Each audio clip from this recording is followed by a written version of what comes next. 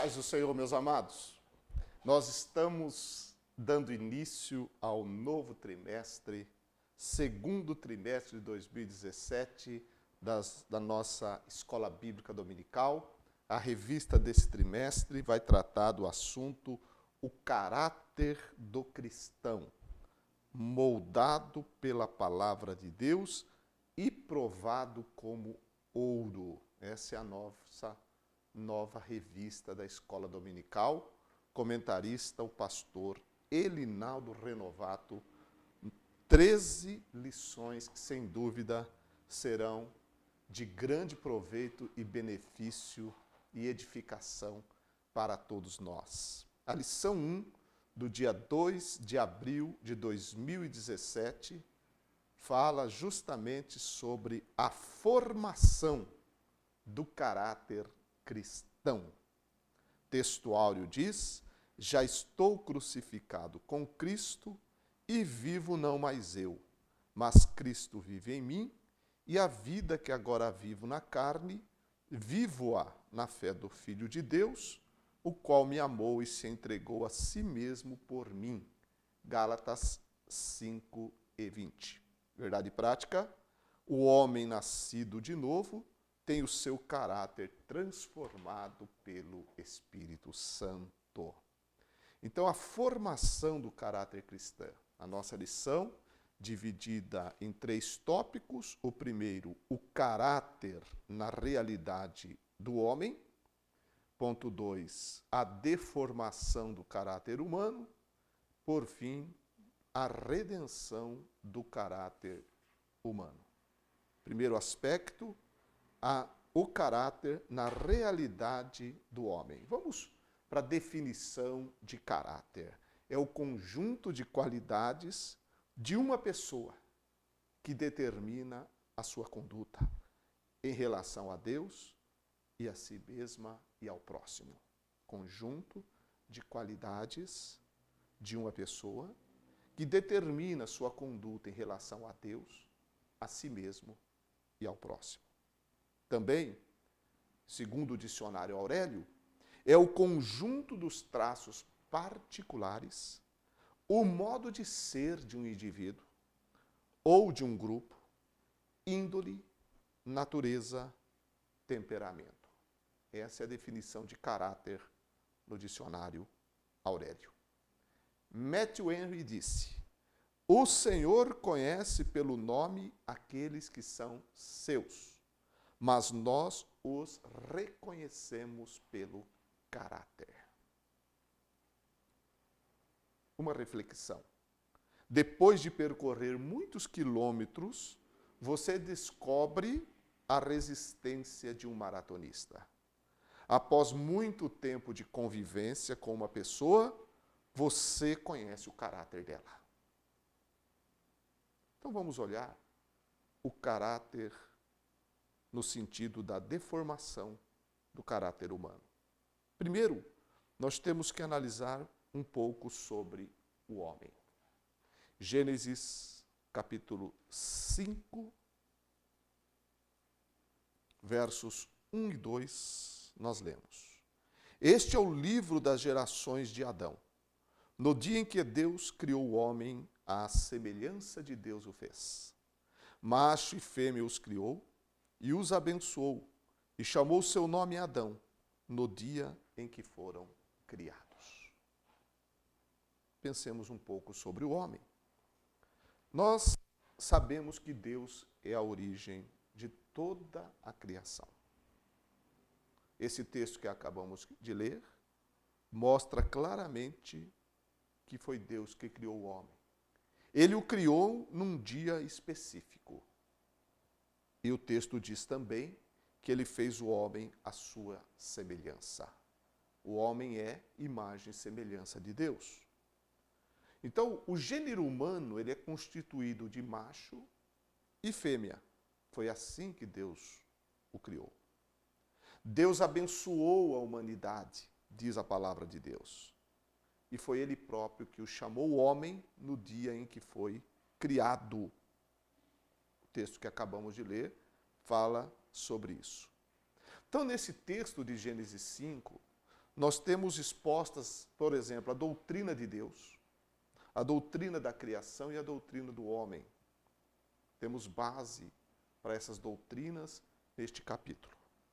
Com relação ao homem, ela afirma categoricamente que ele foi criado por Deus. Houve um momento exato em que isso aconteceu. Em Gênesis capítulo 1, versículos 26 e 27 diz: Disse também Deus: façamos o homem à nossa imagem, conforme a nossa semelhança. Domine ele sobre os peixes do mar, sobre as aves do céu, sobre os animais domésticos, sobre toda a terra. Criou, pois, Deus o homem, à sua imagem. A imagem de Deus o criou, homem e mulher os criou. A imagem de Deus os criou. E Gênesis 5:2 fala da semelhança de Deus também no homem. Então, houve uma intenção divina ao criar o homem. Deus quis fazer isso. Ele propôs criar o homem. E ao criá-lo, Deus deu domínio ao homem, domínio sobre a criação. Nós temos isso claro pelo fato da supremacia humana sobre os outros seres criados sobre a face da terra, porque Deus deu esse domínio ao homem. E esse domínio do homem implica em governo sobre a terra. O ser humano, então, ele tem essa supremacia. E Deus criou o homem diferente de tudo o que ele havia feito até então, pois o homem foi criado, como já dissemos, à imagem e semelhança de Deus. Mas essa imagem e semelhança de Deus foi prejudicada por causa da queda, a desobediência de Adão e Eva. Trouxe à raça humana a queda. E essa queda trouxe tremendos prejuízos, tanto para o homem quanto para toda a criação. Hoje o homem se encontra destituído da graça ou da glória de Deus. Destituído da glória de Deus. Romanos 3:23 diz que todos pecaram e destituídos estão da glória de Deus. Então, quando pensamos em imagem e semelhança, é difícil entender completamente essa semelhança, essa imagem de Deus no homem. Mas fica fácil quando nós pensamos sobre Deus e naquilo que as Escrituras nos revelam com relação a Deus, na questão moral e na questão espiritual relacionada a Deus. O primeiro homem foi criado como uma cópia, uma pequena cópia de Deus. Pequeníssima cópia de Deus. Isso é imagem e semelhança. Só Deus é perfeito, só Deus é infinito, mas o homem foi criado na sua imagem e na sua semelhança, mas isso foi prejudicado com a desobediência e, consequentemente, a entrada do pecado no mundo. Por isso que o ponto 2 da lição fala da deformação do caráter humano. Porque Adão foi criado bom, perfeito no sentido da sua humanidade perfeita. Mas, por desobediência a Deus, aquilo que era perfeito foi prejudicado pela queda. O caráter foi deformado, tudo foi prejudicado. E o homem também teve o prejuízo nas suas qualidades, nos seus traços particulares. E isso influencia toda a conduta, todo o comportamento de todo o indivíduo. Houve essa deformação no caráter causada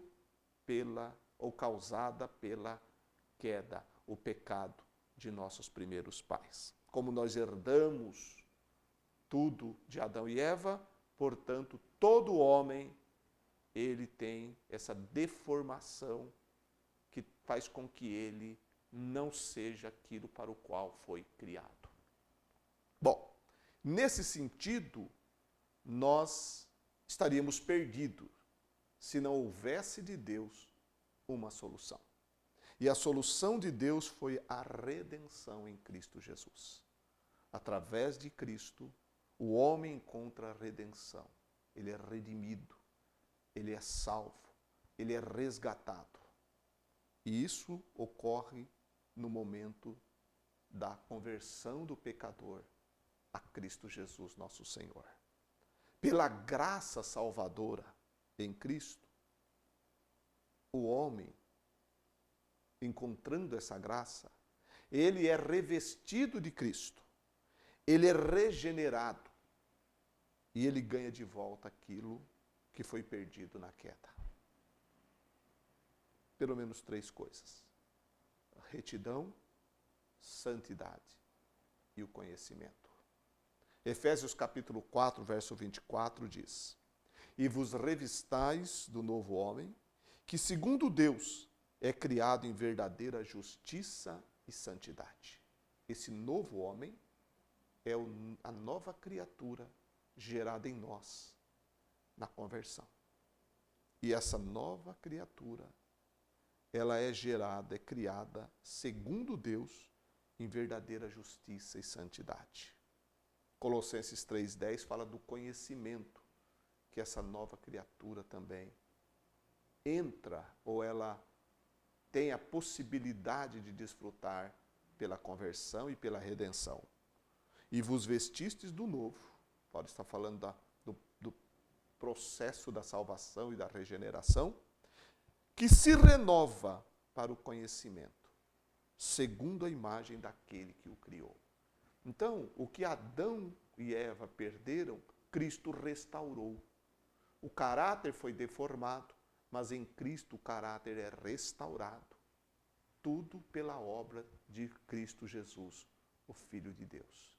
Em Cristo, pela fé nele, o ser humano pode, enfim, vivenciar um caráter renovado, transformado, totalmente transformado.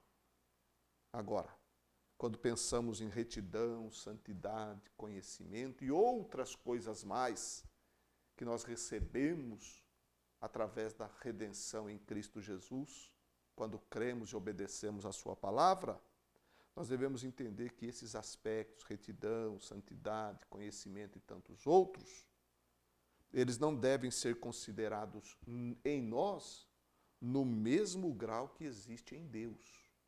Ou seja, aquilo que em Deus é verdadeiro, e era também no primeiro homem, e agora também nos redimidos, isso ocorre. Mas em nós, homens, como miniaturas, em Deus, num grau infinito. Jamais, mesmo redimidos, nós teremos o que Deus tem em plenitude e essência de retidão, de santidade, de conhecimento. Nós estamos em um processo, nosso caráter ele está sendo moldado. O de Deus é perfeito, completo e maravilhoso.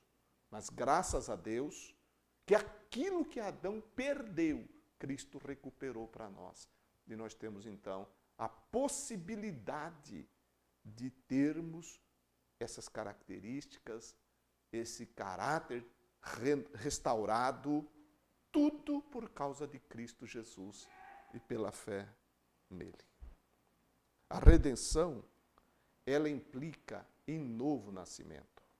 Sim, Deus sabe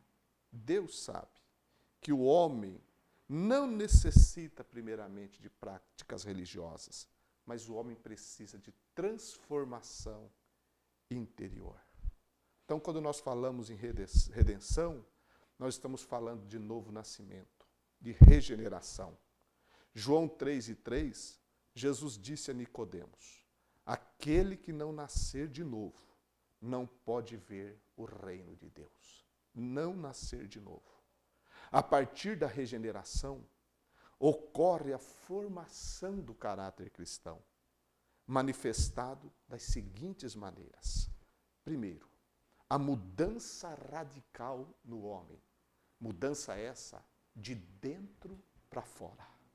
O novo nascimento É a ação do Espírito Santo no coração do homem que o leva a uma transformação radical, o leva a uma transformação total. A vida flui, portanto, de dentro para fora do homem. É uma mudança não de práticas, não de rituais, mas é uma mudança de coração. É uma mudança interior. Deus tira o coração de pedra. Nosso coração inconverso é comparado a um coração de pedra. Deus tira o coração de pedra e dá um coração de carne. O religioso, ele guarda os mandamentos, simplesmente como regra de prática religiosa.